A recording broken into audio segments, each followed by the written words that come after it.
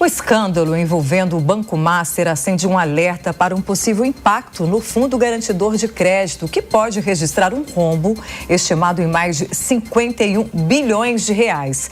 Para analisar o cenário econômico e os reflexos no sistema financeiro, o Jornal da Manhã conversa agora com Marcelo Gottica, especialista em direito bancário. Doutor, bom dia, seja bem-vindo ao Jornal da Manhã.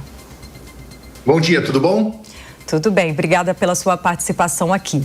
Basicamente, esse valor, em cima aí do FGC, esse Fundo de Garantidor ao Crédito, os bancos, eles vão ter que intervir com mais aporte para pagar aí esse rombo que foi feito pelo Banco Master?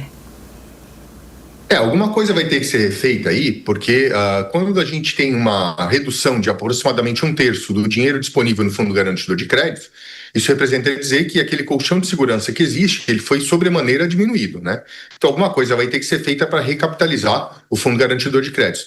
Mas, ao mesmo tempo, ele demonstra aí muito claramente que o modelo atual de bancos menores, bancos de médio porte, banco de pequeno porte, que eles se embasam no modelo do Fundo Garantidor de Crédito, ele não está funcionando bem, né? Porque eles emprestam a taxas bastante elevadas, eles tomam emprestado a taxas bastante elevadas, né?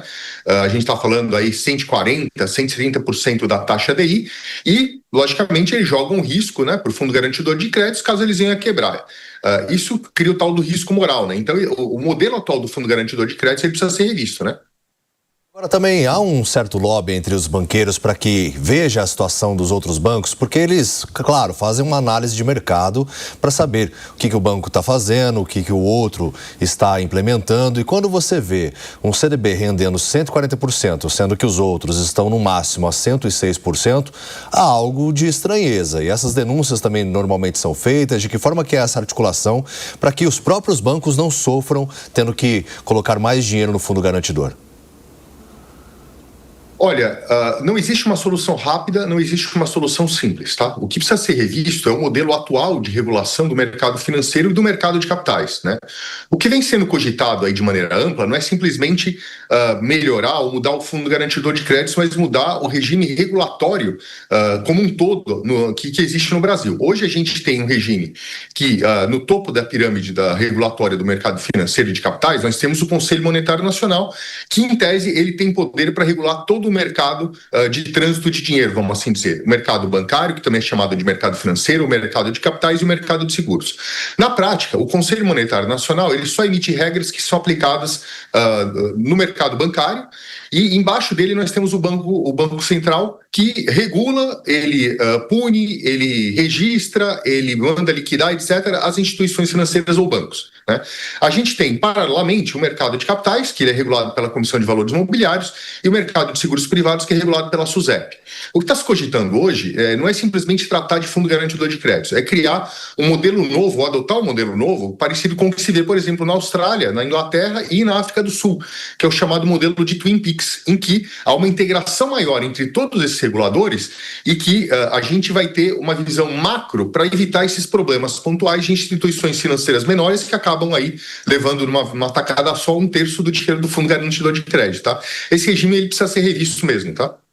Como que fica de aprendizado aí para o investidor, né? Porque muitas vezes, de forma muito costumeira, assim, os analistas, eles acabam ali, os assessores, falando, olha, investe aqui, a rentabilidade está boa, esse valor é garantido pelo FGC. O que fica aí dessa análise? Quando a taxa é muito maior do que a praticada no mercado, é bom de se desconfiar, mesmo que haja o FGC ali por trás? O que fica desse aprendizado aí para o investidor? Principalmente o pequeno, né? Porque às vezes é uma quantia ali limitada, né? É por CPF, uma quantia pequena. Então, o que fica de aprendizado dessa situação toda? Bom, tem um ditado que minha avó usava bastante, ela falava, né? Quando a esmola é demais, o santo desconfia, né? Isso se aplica muito bem ao mercado de CDB. Existe uma piada no mercado financeiro que diz que o CDB é a droga da classe média e da classe alta hoje, porque dava ali 15, 17, 18% de remuneração por ano, né? Isso vicia as pessoas. Eu tenho até amigos que investiram e, logicamente, não perderam dinheiro, porque eles souberam diversificar entre instituições financeiras, então eles foram ressarcidos aí por meio do Fundo Garantidor de Crédito, mas isso tem limite. né? Então a pessoa tem que tomar um pouco de cuidado. Agora, talvez a grande preocupação, além, logicamente, de cada um ter o risco de perder seu próprio dinheiro, de passar de 250 mil reais, é pensar nas grandes instituições, os fundos, etc., que investiram lá, por exemplo, no Banco Master e perderam, em alguns casos, até bilhões de reais, porque eles não são protegidos pelo Fundo Garantidor de Crédito, nem teria como, tá? Porque o Fundo Garantidor de Crédito não teria dinheiro para ressarcir todo mundo também, tá? Então as pessoas, quando elas percebem que existe uma pressão muito grande de um assessor financeiro, um gerente de banco, etc., para investir em um determinado ativo, é melhor fugir como o diabo foge da cruz, porque alguma coisa tem errado ali por trás, tá? Eu acho que a principal questão é justamente essa, né? Quando a esmola é demais, o santo deve desconfiar, mas as pessoas também querem obter lucros e dessa forma o Banco Central é fundamental para que estabeleça as diretrizes e até faça esse acompanhamento, que agora recentemente foi alvo de críticas e até mesmo alvo de investigação interna. Não, perfeito. O que a gente percebe, na verdade, é que existem vácuos regulatórios e existe uma arbitragem regulatória, tá? Porque hoje, quando a gente tem um mercado que está interligado, mercado de capitais de um lado, que aí inclui, por exemplo, as empresas que captam recursos via valores imobiliários, fundos de investimento, etc., e do outro, o mercado bancário, e uma ligação clara entre eles, né, como um fato econômico, um fato sociológico. Mas nós temos reguladores que eles não tratam isso de maneira unificada, é muito fácil jogar com isso, né? É a tal da arbitragem regulatória. Olha, uma hora eu vou colocar as minhas operações para esse lado, outra hora eu vou colocar para esse outro lado aqui. Isso quer dizer que, na prática, né, como o mercado é interligado, mas o regulador não é, esse sistema atual ele tem um problema e ele precisa ser revisto, tá? E é justamente a falta de visão macro que não nos permite, né, ir direto ao âmago do problema, você entendeu? Então você tem razão, o modelo que está aí ele não está funcionando muito bem, tá? Se a gente adotar, só um detalhe, se a gente adotar o que a Austrália fez, por exemplo, já há bastante tempo, dizem que a Austrália foi mais resiliente na crise de 2008, por exemplo, porque ele já tinha adotado esse modelo de Twin Peaks, tá? Que justamente ele permite que um único órgão regulador consiga visualizar tudo o que está acontecendo. Então, talvez esse seja um modelo aí para a gente se inspirar para o futuro, tá? Quando você fala que o investidor tem que fugir desse tipo de assessor que fica insistindo ali num fundo, falando que que está com a rentabilidade boa e que tem esse respaldo do FGC, o que acontece? O fundo, por exemplo, ele paga comissões maiores para esse assessor e ele acaba insistindo mais nesse fundo? Tem que desconfiar também da pessoa que está te assessorando ali nesse caso?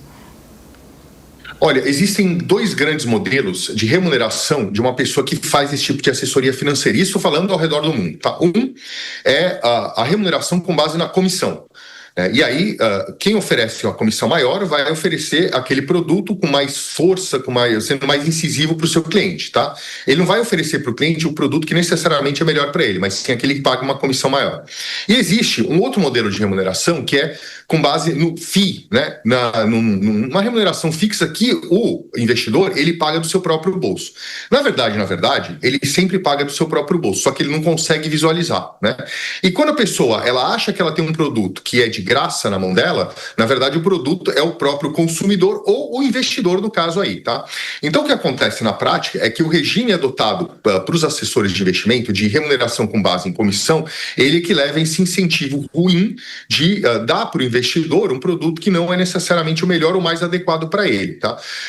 O investidor, ele deveria se preocupar, logicamente nem todo mundo tem dinheiro para pagar, né, um assessor de investimento que trabalhe só de acordo com os interesses dele, então ele acaba aceitando um produto ali que foi oferecido pelo assessor de investimento e a remuneração paga para o assessor vem do próprio produto, que é o caso da comissão.